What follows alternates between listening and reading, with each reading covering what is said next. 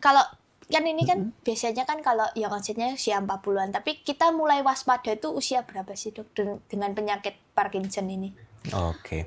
Jadi dengan tren yang seperti ini memang seharusnya sejak kita usia muda itu kita perlu waspada ya. Jadi ada beberapa tanda-tanda yang memang khas yang biasanya menyertai penyakit Parkinson itu sendiri.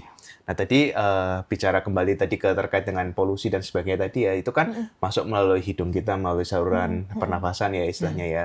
Nah itu ternyata itu ada, menurut penelitian itu merangsang atau menstimulasi istilahnya ya, itu di sel-sel yang ada di hidung ini untuk memperbanyak patogen atau bahan-bahan yang namanya alpha-synuclein yang menyebabkan tadi kerusakan dari substansia nigranya tadi itu.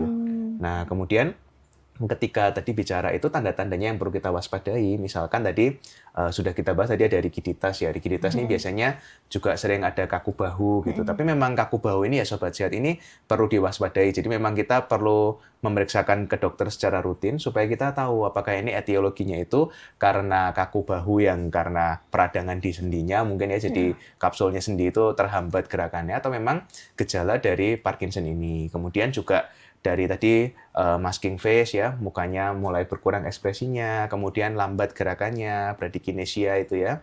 Nah itu sebenarnya bradykinesia itu ada tesnya yang mudah dilakukan itu. Apa itu, Dok? Mas Rosi sambil terana. Jadi kayak misalkan kita melakukan finger tap. Finger tap tuh seperti ini. Nah finger tap ini, nah ini kalau misalkan orang Satu-satu dengan jarinya ya nanti, Dok. satu-satu seperti ini. Nah ini dia orang-orang dengan Parkinson itu akan berkurang ketangkasannya istilahnya, kelincahannya untuk menggerakkan seperti ini. Ini salah satu tanda-tanda bradykinesia misalkan. Kemudian selain itu juga ada ketika tidur misalkan nih, ketika tidur itu ada yang istilahnya RBD. RBD itu REM Behavioral Disorder. Jadi gangguan behavioral disorder ya, gangguan perilaku saat REM. REM itu Rapid Eye Movement. Jadi saat kita tidur itu ada fase di mana mata kita bergerak cepat. Nah, di saat itu tuh sebenarnya otot kita itu akan merasa lemas harusnya saat itu. Jadi biasanya saat itu dia terjadi mimpi seperti itu Sobat Sehat. Nah pada saat itu orang-orang dengan Parkinson disease ini biasanya ada saling berkaitan lah istilahnya dengan gangguan tidur saat REM tadi itu. Dia akan mungkin bisa meninju pasangannya, mungkin bisa berteriak-teriak, di mana seharusnya kita pada kondisi itu tuh otot-otot kita tuh lumpuh, rileks ya betul. Jadi ada kegagalan di situ di batang otak tadi yang Mas Roy sempat singgung tadi gitu dokter juga. Nah kemudian selain itu juga ada anosmia, itu juga salah satu gejala yang mungkin kadang sering diabaikan, tapi sebenarnya itu merupakan tanda-tanda tadi. Karena tadi kan menurut penelitian kan paling banyak sel yang memproduksi itu kan di epitel hidung ya, betul. Jadi itu salah satunya.